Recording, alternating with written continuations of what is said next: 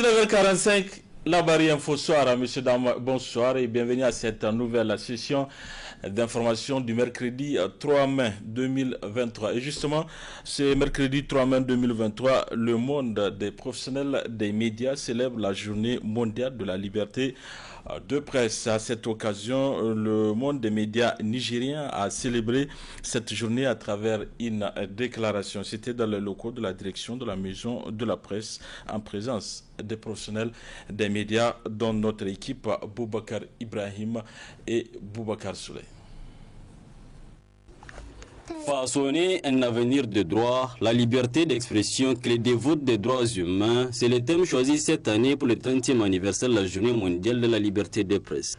À l'instar de la communauté internationale, le monde des professionnels des médias du Niger a, à travers cette sortie médiatique, rappelé certains engagements. Permettez-moi aussi de souligner que la déclaration de la Journée mondiale de la liberté de la presse nous donne l'occasion de rappeler au gouvernement la nécessité de respecter leurs engagements, notamment le respect strict des textes, l'accompagnement des médias à être des véritables entreprises de presse, le rehaussement du fonds d'aide à la presse. Cette journée est aussi celle de réflexion pour les professionnels des médias afin d'échanger sur des questions relatives à la liberté de presse ainsi que l'éthique professionnelle. Tout aussi importante, la Journée mondiale de la liberté de la presse se veut une journée de soutien aux médias et de commémoration pour les journalistes.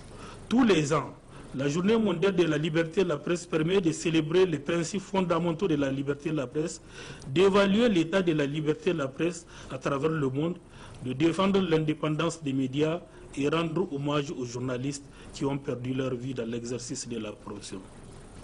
Ce fut également une réponse à l'appel des journalistes africains qui, en 1991, proclamaient la déclaration de Windhoek sur le pluralisme et l'indépendance des médias. À cette occasion, les défis auxquels font face les médias ont aussi été relevés. Notre journée permet aussi d'informer les citoyens sur les atteintes multiples et multiformes portées à la liberté de la presse. En effet, ils sont nombreux les pays dans lesquels des publications sont censurées, condamnées, suspendues ou tout simplement interdites du droit de paraître. Au même moment, de nombreux journalistes, des rédacteurs en chef et des éditeurs sont harcelés, attaqués sur leur lieu de travail, en ville ou dans leur propre maison. D'autres détenus et les moins chanceux sont hélas tués. Au regard de toutes ces atteintes dont font l'objet les professionnels des médias à travers le monde, la Journée mondiale de la liberté de la presse nous donne aussi ainsi l'occasion de les encourager davantage dans l'exercice de la profession et de les inciter beaucoup plus à développer des initiatives en faveur de la liberté de presse. Comme je l'annonçais lors de mon allocution à l'occasion de la célébration de la Journée nationale de la liberté de la presse le 30 novembre 2022, les médias nigériens sont dans une situation économique très difficile, par manque d'avancées sur la question d'accès à la publicité de l'État et de ses démembrements. À ce niveau, le bureau du conseil d'administration de la maison de la presse réitère son appel pressant au gouvernement de rehausser significativement l'enveloppe destinée au fonds d'aide à la presse, d'accroître les subventions accordées aux médias publics, de revoir à la baisse les amendes prévues dans la loi portant répression de la cybercriminalité au Niger, d'appuyer les radios communautaires dans leur mission de développement à la base. Instituée en 1993 par la 48e Assemblée générale des Nations unies, la Journée mondiale de la liberté de presse est précisée à l'article 19 de la Déclaration universelle des droits de l'homme comme étant le droit de rechercher, de recevoir et de diffuser des informations et des idées par quelque moyen d'expression que ce soit et sans considération de frontières.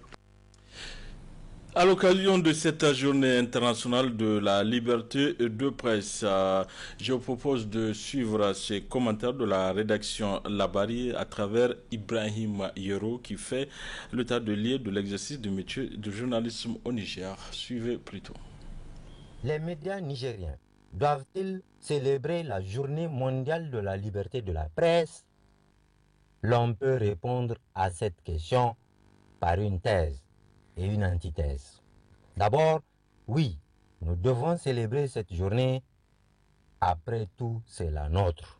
La journée mondiale dédiée à la liberté de la presse est aussi une occasion pour dénoncer les conditions professionnelles et existentielles dans lesquelles végètent les professionnels et les agressions dont ils sont souvent victimes des soins d'agents de sécurité privés ou publics. Le 3 mai, c'est aussi une journée d'introspection devant nous conduire à nous questionner sur notre responsabilité dans ce que devient et deviendra notre métier. Enfin, cette journée est une opportunité de plaidoyer en faveur de la presse indépendante auprès des autorités compétentes. Non, nous ne devons pas célébrer cette journée du 3 mai au moment où les médias privés indépendants tirent le diable par la queue, peinant à honorer le paiement régulier des salaires déjà dérisoires des professionnels.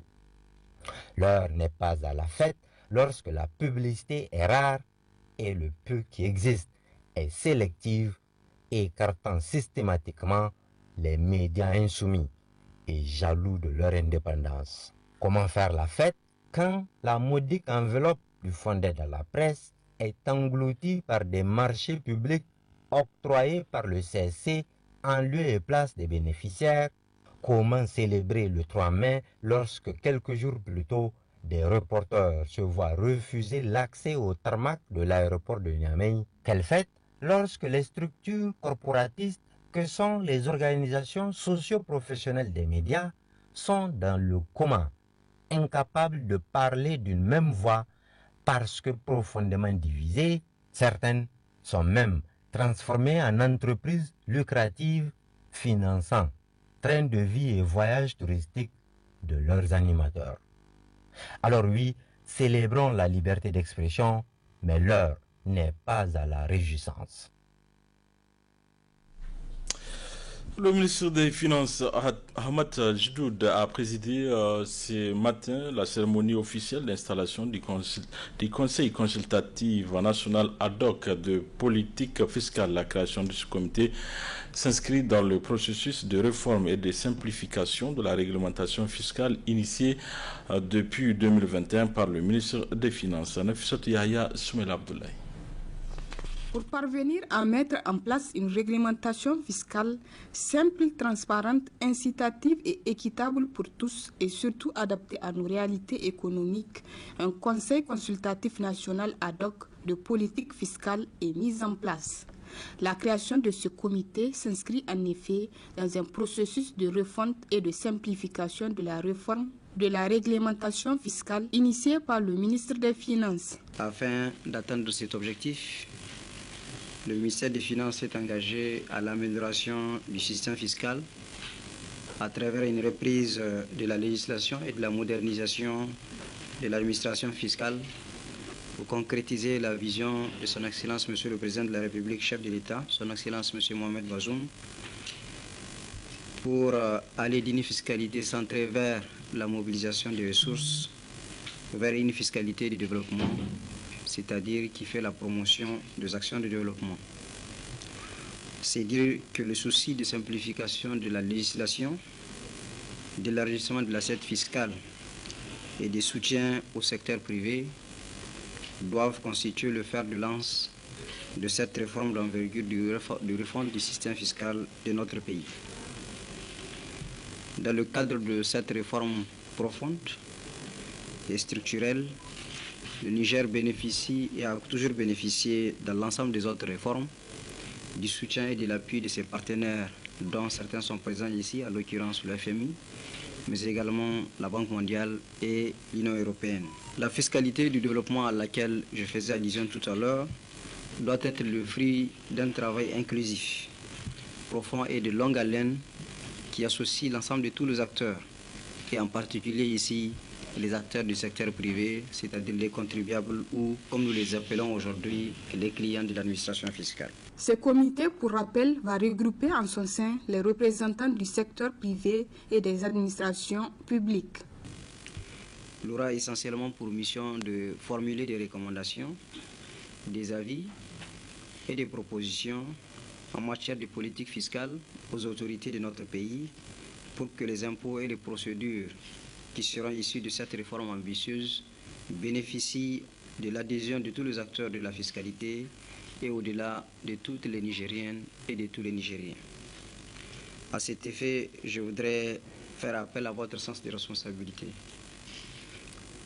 L'ensemble, bien sûr, de tous les acteurs impliqués dans ce processus, et en particulier les membres du comité qui auront la lourde tâche d'examiner et de nous faire des propositions pour que leurs propositions, leurs recommandations soient fondées sur un certain nombre de principes.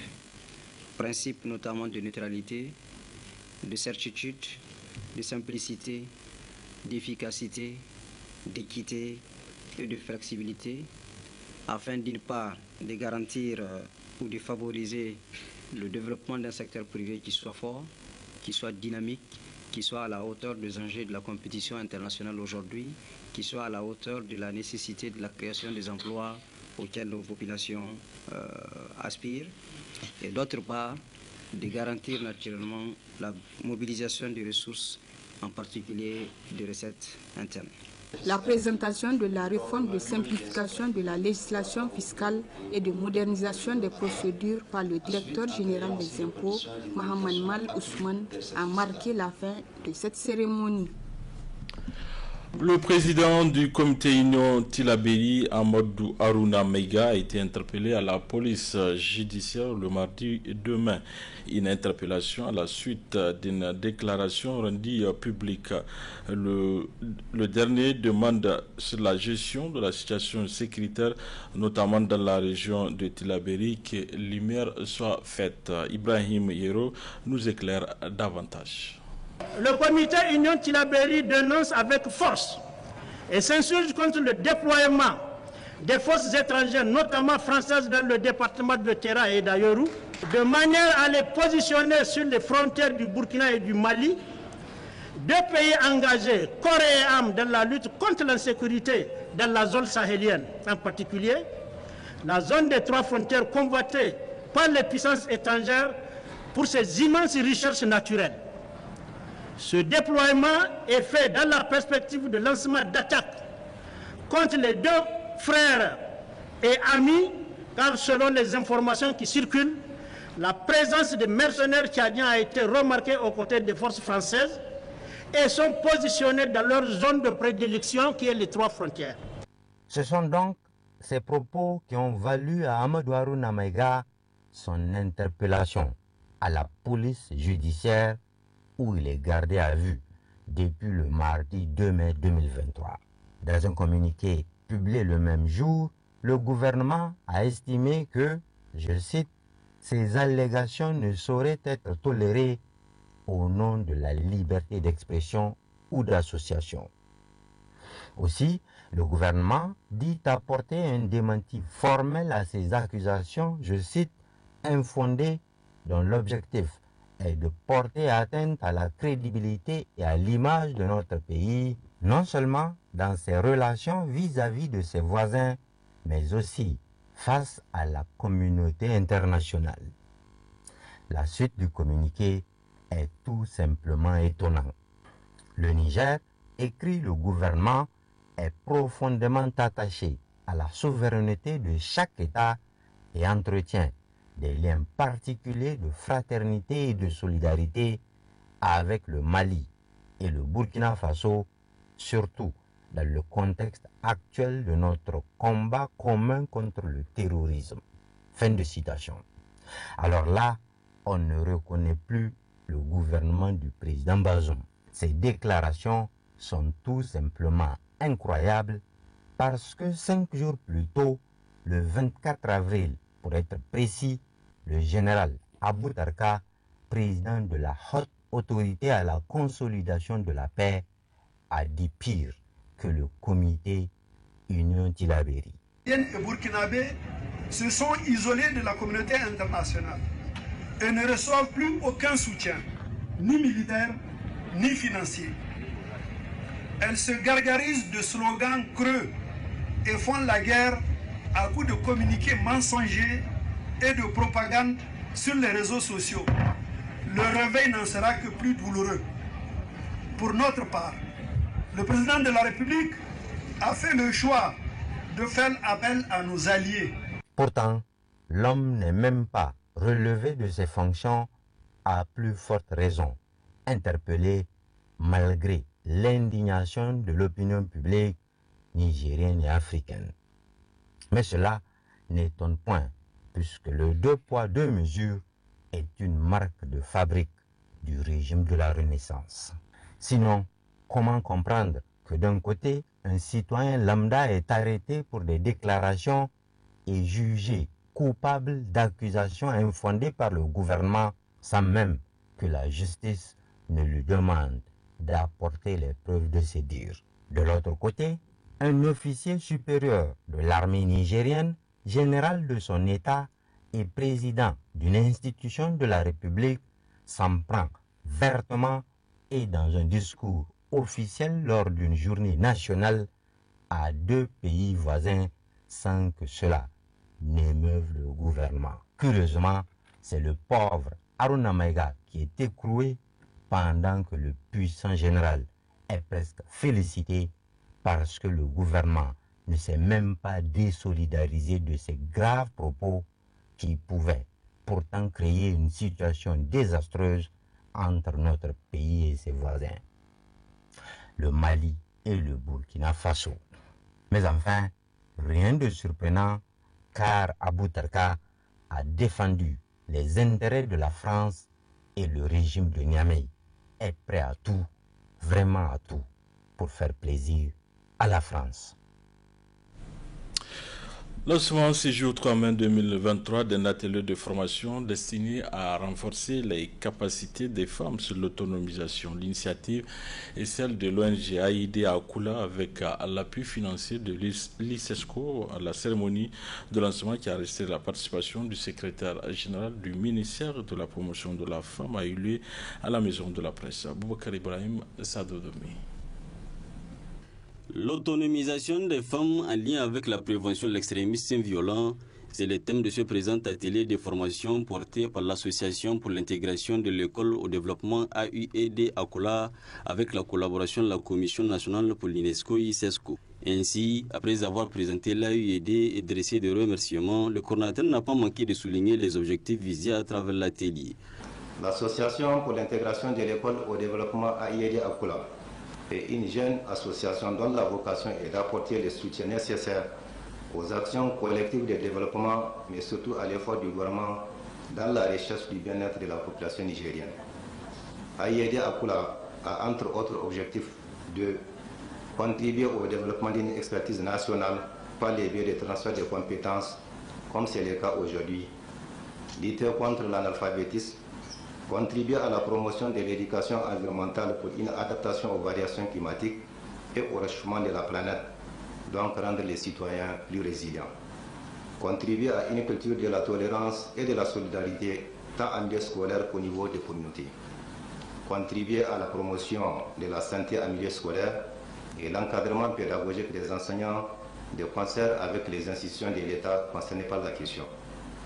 Dans le domaine de la promotion de la femme, l'ONG AIED Akula a déjà réalisé plusieurs activités de sensibilisation et de formation pour une autonomisation responsable orientée vers l'apprentissage d'un métier ou d'une activité génératrice de revenus.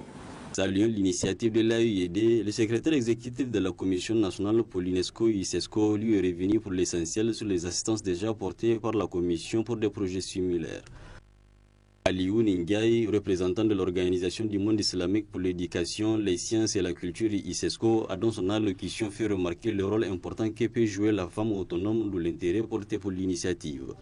Pour l'ICESCO, cet atelier revêt une importance double. D'abord parce qu'il est dirigé envers les femmes. Et comme vous le savez, dans la nouvelle vision qui a été promise par son Excellence Dr Salim Mohamed Al-Malik, la femme occupe un rôle central. Je m'en veux pour exemple le fait que l'année 2021, au niveau de l'ICESCO, a été déclarée année de la femme, où on a eu à organiser des activités de haute facture permettant de reconnaître le rôle essentiel de la femme dans nos sociétés, mais aussi de promouvoir à travers différents programmes son autonomisation pour qu'elle puisse jouer son rôle plein dans la construction des sociétés que nous voulons. Dans son discours d'ouverture, le secrétaire général du ministère de la Promotion de la Femme et de la Protection de l'Enfant s'est aussi montré heureux d'une telle initiative.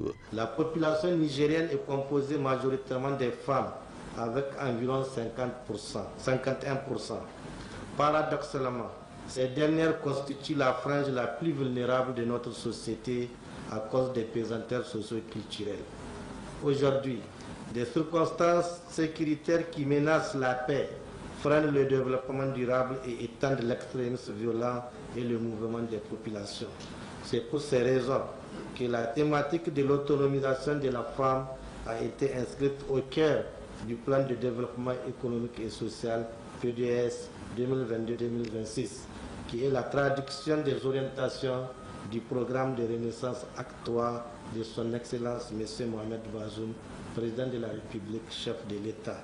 Ainsi, du 3 au 5 mai 2023, ces femmes venues de 8 régions du Niger vont y être outillées sur le principe de l'autonomisation, surtout dans ces contextes marqués par les troubles sécuritaires. Ouverture ce matin à l'hôtel Radisson Blu de Niamey de la réunion du comité de pilotage des fonds pour la stabilisation régionale dans le bassin du lac Tchad et le Liptako Gourma. C'est le président par intérim de ce comité de pilotage qui a présidé la dite cérémonie, nous rapportent Nafissa Touzakou et Aboubakar Souley. La situation sécuritaire fragile induite par les actes des groupes terroristes continue d'affecter les régions du bassin du lac Tchad et du Liptako Gourma. C'est dans ce cadre que se tient la présente réunion du comité de pilotage des fonds pour la stabilisation des régions du bassin du lac Tchad et du Liptako Gourma, fenêtre du Niger au titre de l'année 2023. Ce projet de stabilisation a pour objectif principal de créer des dividendes de paix tangibles pour la population en renforçant la confiance et l'architecture de paix entre les communautés. La mise en œuvre de la stabilisation au Niger a produit des résultats rapides, convaincants, qui ont contribué à renforcer la présence de l'État et assurer l'effectivité des services publics. S'il fait consensus, c'est parce que la stabilisation est le moyen le plus sûr actuellement d'accélérer la transition de la fragilité vers le redressement, la paix, le développement durable.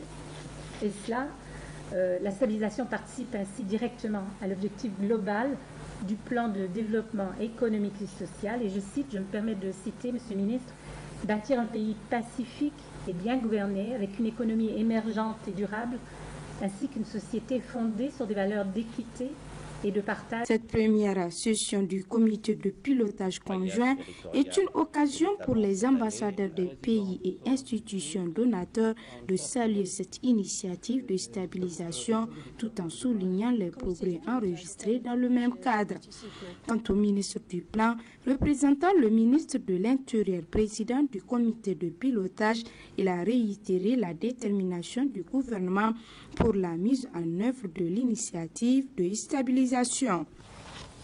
Je réitère ici la détermination du gouvernement pour une mise en œuvre efficiente de l'initiative de stabilisation dont le but à terme est le retour des populations dans leur village d'origine et la reprise d'une vie normale, condition nécessaire pour un développement socio-économique durable.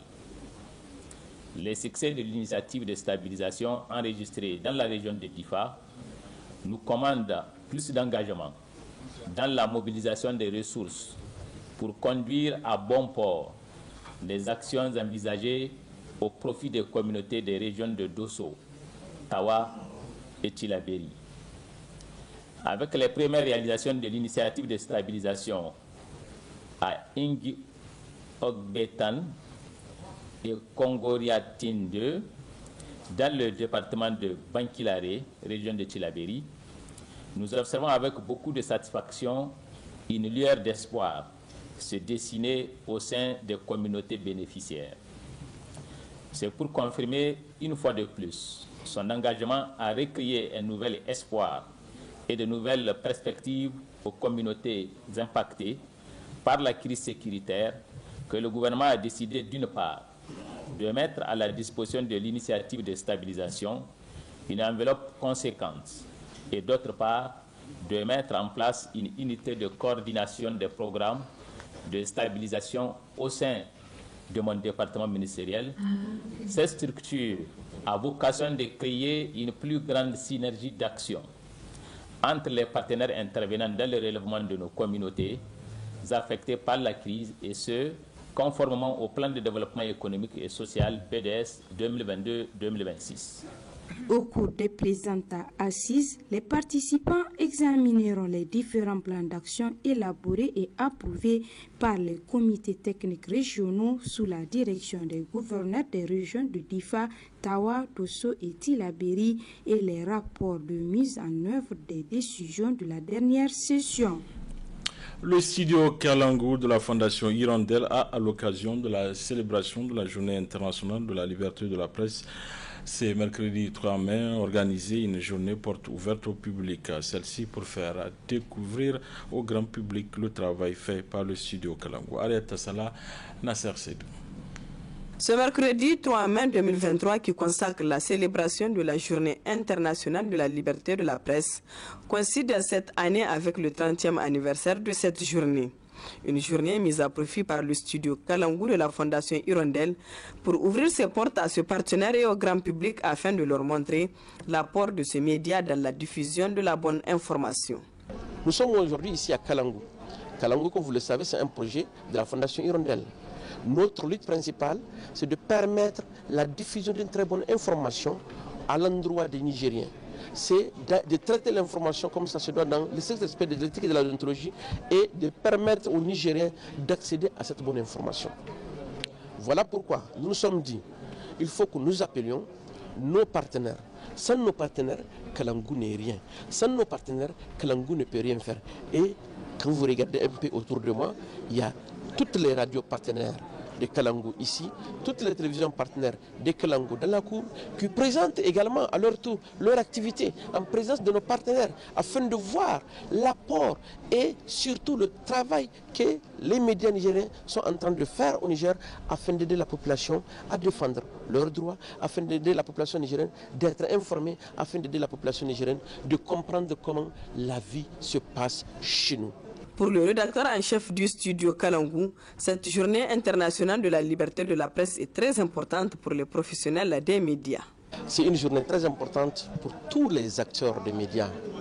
Parce que qui dit liberté de la presse dit aussi une chose par laquelle nous autres journalistes, nous arriverons quand même à faire bien notre travail. Vous savez, on parle de la liberté un peu partout, nous crions, nous exigeons, nous demandons. Mais je pense que c'est le lieu également d'attirer également nos collègues, d'attirer les journalistes, leur attention, d'attirer tous ceux qui tournent autour de nous, de comprendre c'est quoi exactement cette liberté de presse. Qu'est-ce qu'on tire de la liberté de presse? C'est quoi l'importance et la place de la liberté de la presse pour les journalistes en général et en particulier pour les journalistes nigériens. Aujourd'hui, comme je le dis, c'est un grand jour pour nous. C'est un jour où nous allons montrer à la face du monde que le travail que nous sommes en train de faire, c'est un travail qui mérite beaucoup de choses. Parce que tout simplement, quand on regarde un peu tout ce que nous le faisons dans le strict respect de l'éthique et de la déontologie, dans le strict respect des textes qui régissent les médias. Mais de l'autre côté de fois, nous sommes enquiquinés. De l'autre côté de fois, nous sommes dérangés. De l'autre côté de fois, on nous empêche d'accéder ne serait-ce qu'à l'information. Je pense que des jours comme aujourd'hui, c'est le lieu de dire aux Nigériens, c'est le lieu de dire à nos partenaires, c'est le lieu de dire à tout le monde qu'on a besoin encore plus de cette liberté, et cette liberté mérite d'être vraiment protégée. Parce que sans ça, nous ne pouvons pas faire très bien notre travail. Mais nous profitons également de l'occasion pour dire à nos collègues, il est de notre devoir, en tant que journaliste, en tant qu'homme de médias, en tant qu'acteur de médias, de connaître aussi nos textes. Parce qu'il y en a beaucoup. Tu ne peux pas commettre un délit, une faute hors de ton média et vouloir être protégé par la dépénalisation. Tu ne peux pas commettre des actes parce que tout simplement tu es journaliste, tu penses qu'on va te protéger. Mais il est aussi nécessaire qu'on nous laisse accéder aux informations. Il est aussi nécessaire qu'on partage avec nous ce qui se passe afin que nous puissions informer les Nigériens de la vie des Nigériens, de leur quotidien et de tout ce qui se passe. Des photos de journalistes sur le terrain de reportage sont exposées et les médias partenaires également étaient présents à cette exposition. Voilà, messieurs, dames, fin de cette édition. Merci à vous de l'avoir suivi. Au revoir.